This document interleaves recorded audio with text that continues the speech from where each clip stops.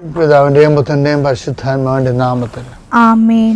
അമ്മേ പരിശുദ്ധമ്മേ, അമ്മേ പരിശുദ്ധമേ, ദൈവമാതാവേ, ദൈവമാതാവേ, കൃപാസനത്തിലൂടെ ഞങ്ങൾക്കും ഞങ്ങളുടെ ദേശത്തിനും അമ്മ മധ്യസ്ഥം തേടി തന്ന എല്ലാ അനുഗ്രഹങ്ങൾക്കും കൃപകൾക്കും ഞങ്ങളിപ്പോൾ ഹൃദയം നിറഞ്ഞ നന്ദി പറയുന്നു. അമ്മേ പരിശുദ്ധമ്മേ, അമ്മേ പരിശുദ്ധമേ, ദൈവമാതാവേ, 2004 ഡിസംബർ 7 തീയതി ഉച്ചകഴിഞ്ഞ് 2:30 കൃപാസനത്തിൽ സംഭവിച്ച അമ്മയുടെ പ്രത്യക്ഷപ്പെടലിനെ കുറിച്ച് തിരുസഭയ്ക്ക് സമർപ്പിച്ചിരിക്കുന്ന പഠനരേഖകളുടെ സഭാത്മകമായ പഠനം ആരംഭിക്കുവാൻ ഞങ്ങൾ പ്രാർത്ഥിക്കുന്നു. അമ്മേ പരിശുദ്ധമേ, ഭൂസ്വർലോകങ്ങളുടെ രാജ്ഞിയായ അങ്ങേയ്ക്ക് ഭൗമസംരക്ഷണത്തിനായി പ്രപഞ്ചപ്രകൃതിയെ തന്നെ തിരുസഭ പ്രതിഷ്ഠിക്കുവാൻ ഈ പ്രത്യക്ഷീകരണം വഴി ഇടയാക്കണമേ. അമ്മേ പരിശുദ്ധമേ, അമ്മേ പരിശുദ്ധമേ, ജപമാല മാതാവേ, സകല കൃപാസനം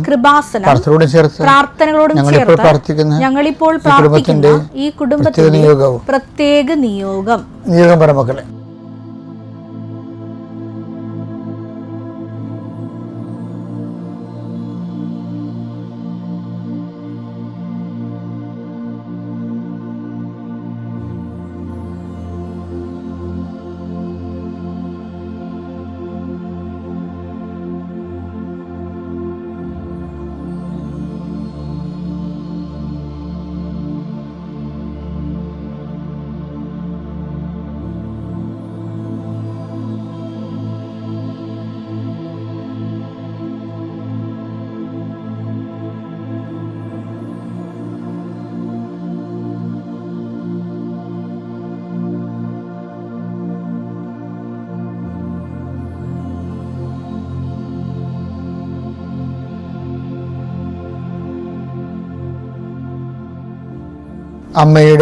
അമ്മയുടെ പ്രത്യക്ഷീകരണത്തിന്റെ അനുഗ്രഹവേളയിൽ ഞങ്ങൾക്ക് സാധിച്ചു തരുവാൻ കനിയണമേ. ആമേൻ. വിശ്വാസ പ്രമാണം.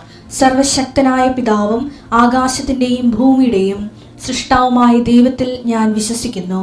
അവിടുത്തെ ഏകപുത്രനും ഞങ്ങളുടെ കർത്താവുമായ ഈശോ മിശിഹായിലും ഞാൻ വിശ്വസിക്കുന്നു.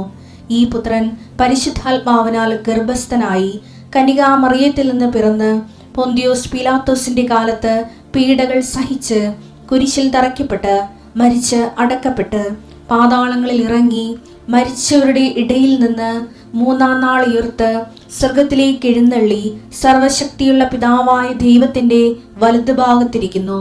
അവിടെ നിന്ന് ജീവിക്കുന്നവരെയും മരിച്ചവരെയും വിധിക്കുവാൻ വരുമെന്നും ഞാൻ വിശ്വസിക്കുന്നു. പരിശുദ്ധാത്മാവിലും ഞാൻ വിശ്വസിക്കുന്നു. വിശുദ്ധ കത്തോലിക്കാ സഭയിലും പുണ്യവാന്മാരുടെ ഐക്യത്തിലും പാപങ്ങളുടെ മോചനത്തിലും ശരീരത്തിന്റെ ഉയർപ്പിലും നിത്യമായ ജീവിതത്തിലും ഞാൻ വിശ്വസിക്കുന്നു. ആമേൻ. സ്വർഗ്ഗസ്ഥനായ ഞങ്ങളുടെ പിതാവേ, അങ്ങയുടെ നാമം പൂജിതമാകണമേ. അങ്ങയുടെ രാജ്യം വരണമേ. അങ്ങയുടെ തിരുമനസ് സ്വർഗത്തിലെ പോലെ ഭൂമിയിലും ആകണമേ. അന്നു വേണ്ടുന്ന ആഹാരം ഇന്ന് ഞങ്ങൾക്ക് തരണമേ. ഞങ്ങളോട് തെറ്റ് ചെയ്യുന്നവരോട് ഞങ്ങൾ ക്ഷമിക്കുന്നത് പോലെ ഞങ്ങളുടെ തെറ്റുകൾ ഞങ്ങളോടും ക്ഷമിക്കണമേ. ഞങ്ങളെ പ്രലോഭനത്തിൽ ഉൾപ്പെടുത്തരുതേ, തിന്മയിൽ ഞങ്ങൾ രക്ഷിക്കണമേ. ആമേൻ. നന്മ നിറഞ്ഞ മറിയമേ, സ്വസ്തി. കർത്താവ് അങ്ങയുടെ കൂടെ സ്ത്രീകളിൽ അങ്ങ് അനുഗ്രഹിക്കപ്പെട്ടവളാകുന്നു.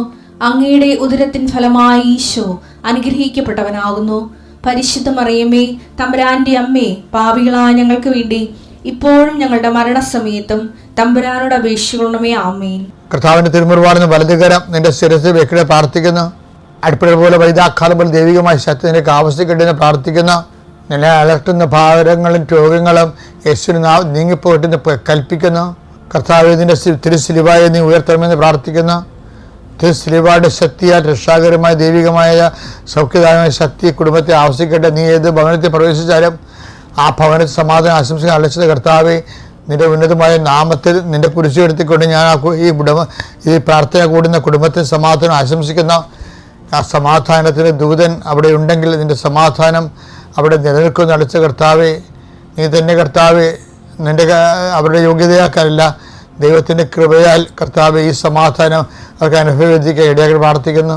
സാമ്പത്തികവും സമാധാനം നഷ്ടപ്പെട്ടവരുണ്ട്, ബന്ധങ്ങൾ അറ്റുപോയതിൻ്റെ സമാധാനം നഷ്ടപ്പെട്ടവരുണ്ട്, ജോലി നഷ്ടപ്പെട്ടതിൻ്റെ സമാധാനം നഷ്ടപ്പെട്ടവരുണ്ട്, വിദ്യാഭ്യാസത്തിന് വേണ്ടത്ര മാർക്ക് കിട്ടാത്തതിൻ്റെ പേരിൽ സമാധാനം നഷ്ടപ്പെട്ടവരുണ്ട്, ഉന്നതമായ വിദ്യാഭ്യാസ യോഗ്യത ഇല്ലാത്തതുകൊണ്ട് സമാധാനം നഷ്ടപ്പെട്ടു പോയവരുണ്ട്. അങ്ങനെയവർക്ക് എല്ലാവർക്കും ജീവിതമാർഗം കാണിച്ചു കൊടുക്കുകയും കർത്താവ് വിദ്യാഭ്യാസ മേഖല കാണിച്ചു കൊടുക്കുകയും അവരുടെ കഴിവിനേക്കാൾ ഒരു ദൈവത്തിൻ്റെ കൃപ കൊണ്ട് അവരെ സെറ്റ് ചെയ്യാൻ കർത്താവ് ഇടവരുത്തുകയും ചെയ്യട്ടെ.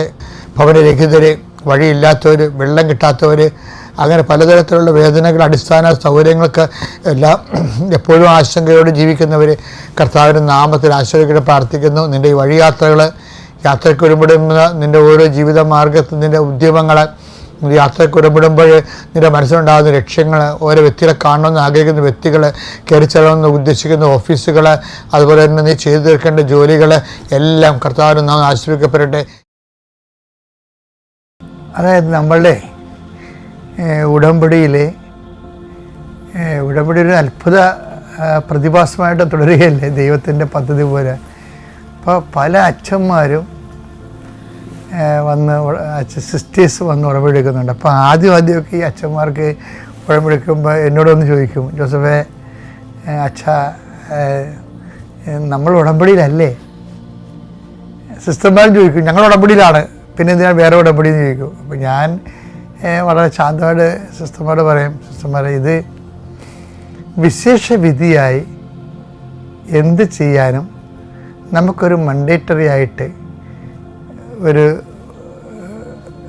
ദൗത്യം കിട്ടിയാൽ അത് ഉടമ്പടിയുടെ ഭാഗമായിട്ട് വരും.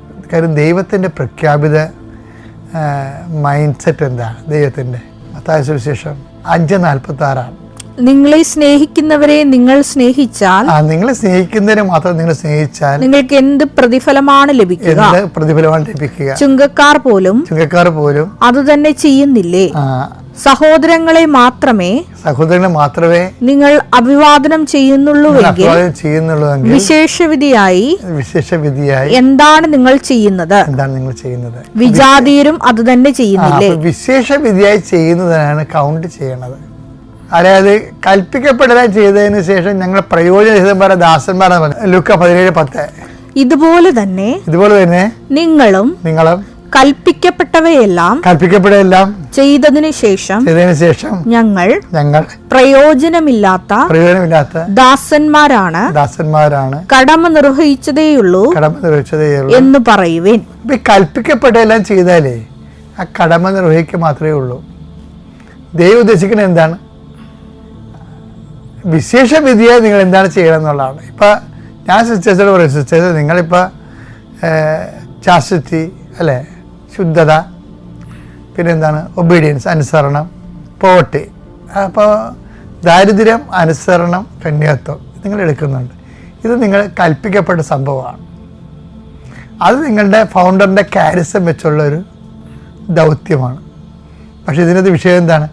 ഈ 10 അത് ആ ലൂക്കാസ് വിഷയത്തിലേക്ക് വരുമ്പോൾ 17:10 വരുമ്പോൾ എന്താ പറ്റണത്? കൽപ്പിക്കപ്പെട്ടതെല്ലാം ചെയ്ത് നിങ്ങളുടെ കാര്യം അനുസരിച്ചുള്ള കാര്യം മാത്രമാണ് നിങ്ങൾ ചെയ്യണമെന്നുണ്ടെങ്കിൽ എന്ത് സംഭവിക്കണത്? അത് കൗണ്ട് ചെയ്യത്തില്ല. ഒരു പരിധി വരെ നിങ്ങളുടെ ഗ്രേസിന് ഈ കൃപയ്ക്ക് മേൽകൃപയെന്ന് സംഭവമില്ലേ?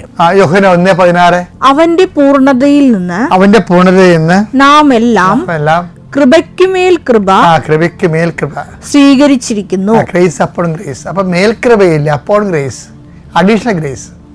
ഈ അഡീഷണൽ ഗ്രേസ് നമ്മൾ ടാർഗറ്റ് ചെയ്യണതും ടാപ്പ് ചെയ്യണതും കൽപ്പിക്കപ്പെട്ടതിന് മുകളിലുള്ള കാര്യങ്ങളെ മത്തായി 5:46 വിശിഷ്യ നിങ്ങൾ എന്താണ് ചെയ്യണമെന്നാണ്. ഉടമ്പടിക്കുള്ളൊരു ഗുണം എന്ന് പറയുന്നത് നമ്മൾ കൽപ്പിക്കപ്പെട്ടതിനേക്കാളും വിശിഷ്യുള്ള കാര്യങ്ങളാണ് ചെയ്യണത്. അപ്പം മേൽക്കൃപ ഗ്രേസ് അപ്പോൺ ഗ്രേസ് ആണ് ഉടമ്പടിയിലൂടെ ടാപ്പ് ചെയ്യാൻ വേണ്ടി അൾട്ടിമേറ്റായിട്ട് എയിം ചെയ്തിരിക്കുന്നത്. അപ്പം അതുകൊണ്ട് ഉടമ്പടിയിൽ ഇപ്പോൾ അച്ഛന്മാരായാലും ശരി, അപ്പം അച്ഛന്മാർക്ക് തന്നെ ഇപ്പോൾ ഒരു തിരുപ്പട്ട സമയത്ത് എന്താ പറയണ്ട, പ്രിയമകനെ നീ ഇത് കർത്താവിൻ്റെ വചനം അഫിന്റെ പിതാവ് കൊടുത്തിട്ട് എന്ത് പറയും? പ്രിയമകനെ നീ ഇത് വിശ്വസിക്കണത് ജീവിക്കുക. അപ്പം നമ്മൾ അത് ചെയ്തുകൊള്ളാവുന്ന ജീവിതത്തിലെ സഭയോട് വാഗ്ദാനം ചെയ്യും.